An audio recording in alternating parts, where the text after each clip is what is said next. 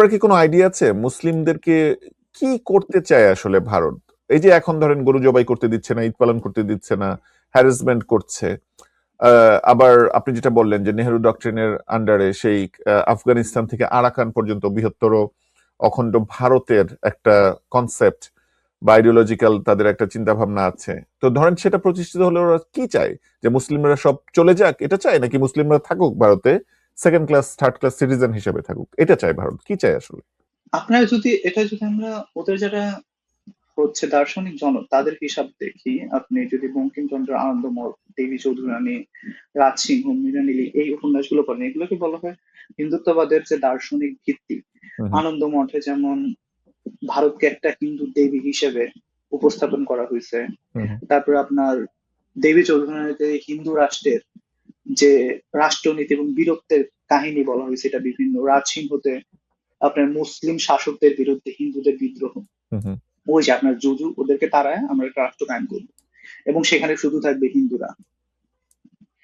এখন মুসলিমদের কি করবে তারা, এটা একটা বড় প্রশ্ন। কারণ বাংলাদেশেও প্রায় 20 কোটি মুসলিম আছে, ভারতে প্রায় 25 কোটি, আফগানিস্তান পাকিস্তানের প্রায় 25 কোটি। এই 70 কোটি মুসলিমকে তারা কি করবে, হুম হুম এটা একটা প্রশ্ন। এই ক্ষেত্রে তাদের কথা আপনি যদি দেখেন, তারা বলে যে যেভাবে স্পেনে, স্পেন একসময় মুসলিম প্রধান দেশ ছিল, হুম হুম যেভাবে স্পেনে মুসলিমদেরকে নিশ্চিহ্ন করা হয়েছে, যেভাবে প্যালেস্টাইনে মুসলিমদেরকে নিশ্চিহ্ন করা হয়েছে, ঠিক একই ফর্মুলা প্রয়োগ করে ভারতীয় উপমহাদেশ থেকে মুসলিমদেরকে নিশ্চিহ্ন করা হবে। আচ্ছা। এটা ওপেন অ্যান্ড ব্ল্যাঙ্ক। ব্যাপারটা কিন্তু এরকম না যে ওদের ছোটখাটো মানুষ কেউ বলতেছে। কংগ্রেসের এই বিজেপির সেক্রেটারি বিবি মাধব, আমি নাম মনে নেই আমার ভালো, উনি এটা কিন্তু বলছিল যে যেভাবে হচ্ছে স্পেনে হুম হুম মুসলিমদেরকে হচ্ছে ডি মুসলিমাইজ করা হয়েছে, একইভাবে আমরা ভারতেও করবো। আর একটা বছর 10 আগে একটা ভিডিও ভাইরাল হয়েছিল, ভাইরাল তখন তো ছিল না, সেটা হচ্ছে জাতিসংঘের যে ভারতের প্রতিনিধি তার একটা অভ্যন্তরীণ ঘরোয়া বৈঠকে বলতেছে যে আমাদের হাতে তো অলরেডি মডেল আছে। আমাদের মডেলটা কি? স্পেনের মডেল। হুম হুম স্পেন একসময় মুসলিম প্রধান ছিল, যেভাবে স্পেন থেকে মুসলিমদেরকে বের করে ফেলা হয়েছে, আমরা একইভাবে ভারত থেকে মুসলিমদেরকে বের করে ফেলবো।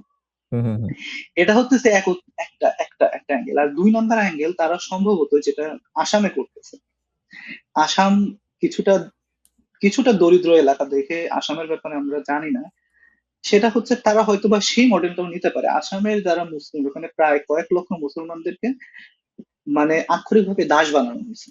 তাদেরকে একটা ক্যাম্পের মধ্যে রেখে দিছে, সেখানে কোন রকম গাদাগাদি করে বাঁচে। তারা সকালবেলায় বাইরে আসে, বাইরে এসে কাজ করে, এবং তাদেরকে বলা হয় যে মজুরি দেয় না, কোন রকম খাইতে দেয় তাও ঠিক মতো না। তারা সারাদিন কাজ করে, আবার তাদেরকে ক্যাম্পের মধ্যে ঢুকায় একদম। আমি কিন্তু মানে আমি নিজেও কিন্তু এই আধুনিক দাস। ক্যাম্পের কথা জানতাম না আর কি, আপনার কাছে আমি প্রথম শুনছি। এটা কি এখন হচ্ছে? আমরা কথা আধুনিক বলছি এখন হচ্ছে? এটা এটা এটা আসামে হয়েছে। এটা আসামে হয়েছে, একই কাজটা তারা পশ্চিমবঙ্গে করতেছে, পশ্চিমবঙ্গে করবে। এবং শুভেন্দু অধিকারী তো ঘোষণা দিছে যে যখন ওদেরকে ধরবেন, ওদেরকে ধরে পাঠাই দিবেন। হুম এবং এটা হচ্ছে আপনি বিবিসি বাংলার রিপোর্ট ছিল 2-3 দিন আগে, যে বহু লোক সীমান্তের ওখানে আছে, তারা কিভাবে ফেরত আসবে।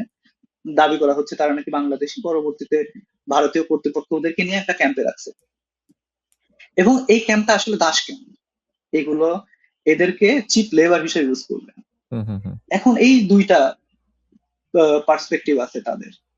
আচ্ছা, এটা তো ভয়াবহ আর কি। এটা যদি ওদের মানে একটা হচ্ছে যে ফাউল টক, যেটা শুভেন্দ্র করেন অনেক সময়, বা আরেকটা যদি ওই ওদের ফাউল টক যেটাকে আমরা ভাবি, সেটা যদি তার সিরিয়াস থট হয়, এটা তো খুব উদ্বেগের বিষয় আর কি।